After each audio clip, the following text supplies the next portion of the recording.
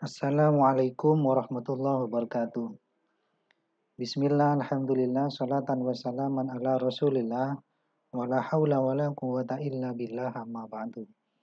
Eh, Kali ini kita akan membahas materi selanjutnya dalam mata kuliah usul fikih yaitu Saddud Dari'ah. Apa itu ad-dari'ah? Secara bahasa, ad-dari'ah itu artinya adalah media yang menyampaikan pada sesuatu. Maka sederhananya ya perantara atau jalan ya untuk sampai pada sesuatu.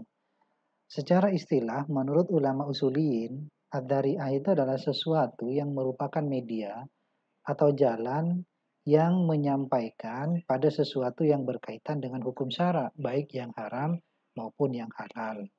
Jadi, ya kalau lagi-lagi disederhanakan, ya perantara yang bisa menyampaikan kepada sesuatu yang berkaitan dengan hukum syara itu tadi, mau yang halal ataupun yang haram.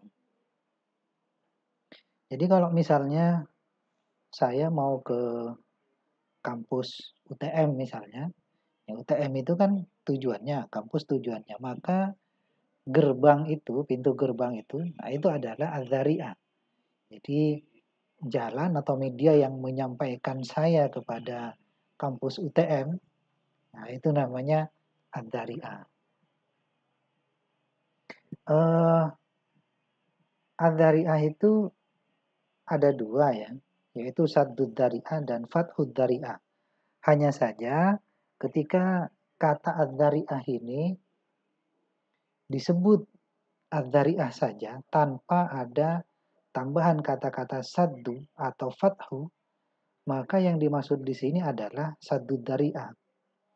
Kenapa begitu? Karena memang yang populer atau yang biasa digunakan terutama oleh ulama-ulama usul masa klasik ya, itu adalah Saddud Dari'ah. Sementara Fathud Dari'ah ini sebenarnya adalah metode yang tidak begitu populer, bahkan jarang digunakan oleh ulama-ulama klasik. Fathud Dari'ah ini ya lebih banyak dibicarakan oleh ulama-ulama kontemporer. Makanya saya bilang ketika Ad-Dhari'ah disebut Ad-Dhari'ah saja tanpa ada tambahan saddu atau fathu, maka yang dimaksud itu adalah saddu Dhari'ah. Apa saddu Dhari'ah dan apa itu fathu Dhari'ah? Saddu Dhari'ah itu artinya menutup jalan ya, menutup jalan. Jadi kalau misalnya tadi saya contohkan saya mau ke kampus UTM, maka menutup gerbang yang masuk ke kampus itu, nah itu namanya saddud dari'ah, menutup jalan. Nah, dalam kaitannya dengan hukum Islam, apa dan bagaimana yang dimaksud dengan saddud dari'ah? Yaitu menutup jalan yang bisa mengantarkan kepada hal-hal yang diharamkan oleh syara. Misalnya begini, eh, menjual pisau, nah itu kan sebenarnya hukumnya mubah ya. Menjual pisau itu adalah mubah. Tetapi ketika yang membeli itu adalah begal misalnya, dan yang menjual tahu bahwa kalau pisau ini dijual kepada begal itu, maka pisau ini akan digunakan untuk merampok misalnya. Maka aktivitas menjual pisau itu bisa diharamkan. Berdasarkan apa? Berdasarkan saddud dari'ah itu. Artinya menutup jalan eh, sehingga orang itu tidak sampai melakukan perbuatan begal dengan menggunakan pisau itu. Cara menutupnya bagaimana? Yaitu dengan mengharamkan menjual pisau kepada begal itu. Makanya di dalam kaidah fikih kita kenal yang namanya kaidah itu uh, lil wasail hukmul makosid. Jadi hukum perantara itu sama dengan hukum tujuannya. Ya, hukum perantara sama dengan hukum tujuannya. Maka kalau membegal, merampok orang itu haram, maka melakukan sesuatu yang menjadi perantara kepada perbuatan begal itu juga haram. Seperti apa ya? Salah satunya menjual pisau kepada begal itu juga haram. Berdasarkan saddud dari'ah atau menggunakan kaidah fikih yang tadi itu. Tetapi seperti yang saya jelaskan kemarin bahwa dalam menetapkan hukum Islam itu kita menggunakan dalil syar'i. Nah, saddud dari'ah ini merupakan salah satu dalil syar'i. Kita tidak bisa menetapkan hukum itu menggunakan kaidah fikih. Ya, kaidah fikih itu fungsinya hanya untuk mempermudah saja, bukan untuk menetapkan hukum Islam. Kalau dalam masalah ekonomi misalnya begini, bunga bank itu kan sekarang masih diperdebatkan ya. Ada yang mengatakan haram karena sama dengan riba, ada yang mengatakan halal karena tidak sama dengan riba. Nah, sebenarnya ketika bunga bank itu dihalalkan karena tidak sama dengan riba, sebenarnya itu pun masih bisa ditutup, ya, bisa ditutup dengan saddud dari'ah ini. Kenapa? Karena ketika seseorang mengambil kredit di bank konvensional, misalnya untuk mendanai kegiatan produksinya, maka biasanya kegiatan produksi yang dibiayai dengan pembiayaan yang menggunakan instrumen bunga, biasanya kegiatan produksinya itu tidak efisien. Artinya tidak efisien karena dia menggunakan bunga, maka akhirnya biaya produksinya itu menjadi mahal karena dia harus membayar bunga kepada bank. Nah, karena produksinya tidak efisien, biaya produksinya mahal, maka harga jualnya pun mahal. Ketika harga jual dari produk itu mahal, maka itu sama artinya daya beli konsumen atau daya beli masyarakat itu lemah. Ketika daya beli masyarakat lemah, maka akan mengakibatkan kesengsaraan di masyarakat. Nah, oleh karena itu, bisa dipahami bahwa sebenarnya instrumen bunga itu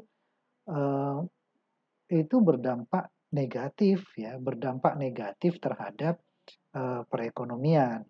Nah, oleh karena itu, ketika saya bilang tadi bunga ini dianggap tidak sama dengan riba, maka sebenarnya dia pun bisa diharamkan dengan saddud dari'ah tadi itu.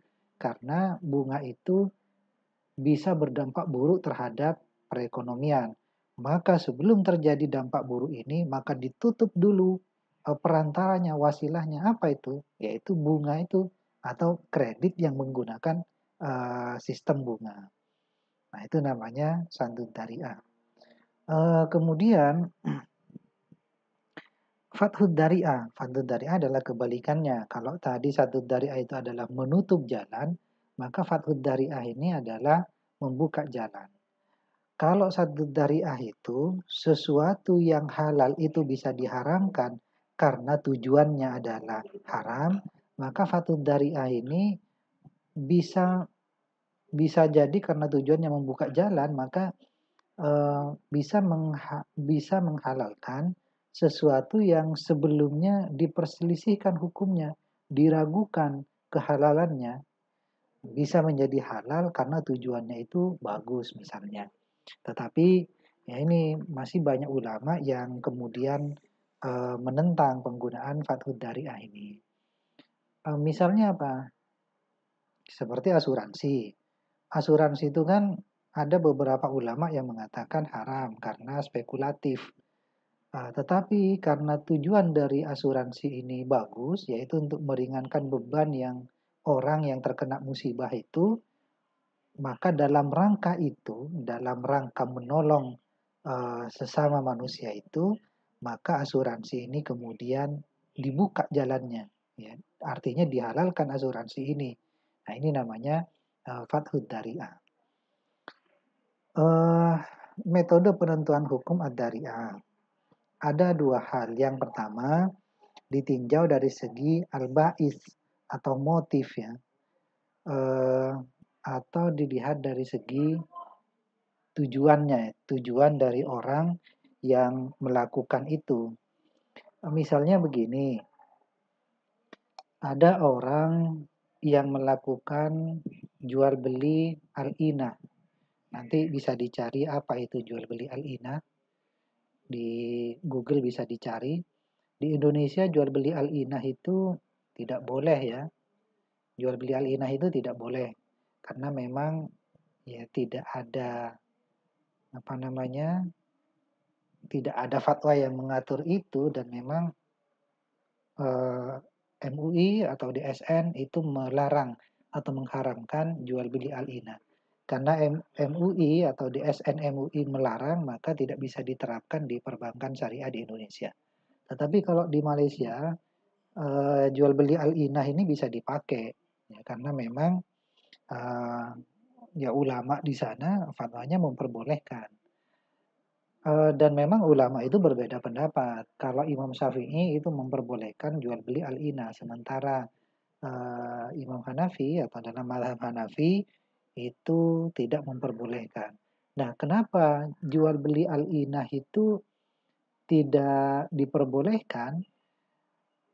Padahal itu kan jual beli. Ya, memang itu jual beli, tetapi motifnya, tujuannya itu kan sebenarnya ada dalam rangka untuk menghela ya, memanipulasi praktek pinjaman yang menggunakan sistem bunga. Jadi gampangnya ya akal-akalan saja. Sebenarnya orang itu mau pinjam dengan sistem bunga, tetapi karena bunga itu dianggap tidak diperbolehkan, maka dihela, dimanipulasi dengan jual beli al-ba'is. Nah, karena motifnya ini tujuannya sebenarnya adalah untuk menghela praktek bunga, maka eh, maksud saya bai al-inah ya. Karena bai al-inah ini eh, tujuannya adalah untuk menghela, memanipulasi dari praktek pinjaman yang berbunga, maka jual beli al-inah itu juga dilarang. Dilarangnya berdasarkan apa ya? Berdasarkan satu dari A tadi, menutup pintu, menutup jalan, menutup perantaranya supaya tidak terjerumus kepada eh, praktek atau kasus yang memang sudah diharamkan. Apa itu? Yaitu praktek pinjaman yang menggunakan sistem bunga. Jadi, bai al-ina diharamkan berdasarkan satu dari A, supaya apa? Supaya tidak terjerumus kepada keharaman yang sesungguhnya. Apa itu keharaman yang sesungguhnya? Yaitu eh, pinjaman berbunga tadi. Maka bai al-inah ini perantara, dan praktek pinjaman berbunga ini adalah makosidnya. Kalau kita pakai kaidah yang tadi, lil wasail hukmul makosid. Jadi hukum untuk perantara itu sama dengan hukum tujuannya. Sekali lagi, kalau kalian bingung apa itu bai al-inah, nanti bisa dicari di Google aja. Apa namanya, banyak itu penjelasan tentang bai al-inah. Kemudian yang kedua, ditinjau dari segi dampaknya. Ya. Jadi apa namanya, kalau misalnya dampaknya itu adalah dampak negatif, maka bisa jadi perkara yang dilakukan yang mengakibatkan atau memunculkan dampak negatif itu juga bisa diharamkan. Misalnya begini, eh, mencaci maki agama lain, atau misalnya mencaci maki Tuhan agama lain. Misalnya kita mencaci Tuhan Yesus misalnya, ya mencaci Yesus Tuhannya orang Kristen. Hukum asalnya kan tidak masalah sebenarnya. Ya, hukum asalnya tidak apa-apa, tidak tidak dilarang mencaci itu. Nah, tetapi kemudian itu kan dilihat dampaknya. Ketika kita mencaci Tuhan eh, orang Kristen itu, mencaci Yesus misalnya, maka kemudian akan menimbulkan reaksi dari orang-orang Kristen itu untuk balik mencaci agama Islam, bahkan mencaci Tuhan kita, mencaci Rasulullah misalnya. Nah, karena dampaknya itu adalah dampak yang negatif, yang tidak baik, maka berdasarkan Saddud Dzari'ah ini mencaci Yesus itu akhirnya juga dilarang. Pelarangannya berdasarkan apa? Ya berdasarkan Saddud Dzari'ah ini, karena dampaknya itu adalah dampak yang tidak bagus. Atau dalam masalah ekonomi ya seperti yang tadi yang saya contohkan dalam masalah bunga tadi itu. Jadi kalaupun bunga itu eh,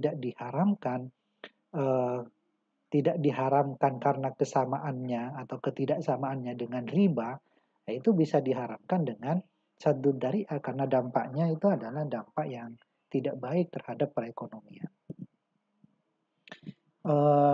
Ya, saya kira itu aja terkait dengan Ad-Dzari'ah. Jadi intinya Ad-Dzari'ah itu ya jalan, media, perantara. Maka Saddud Dzari'ah itu artinya memotong atau menutup jalan kepada uh, perbuatan yang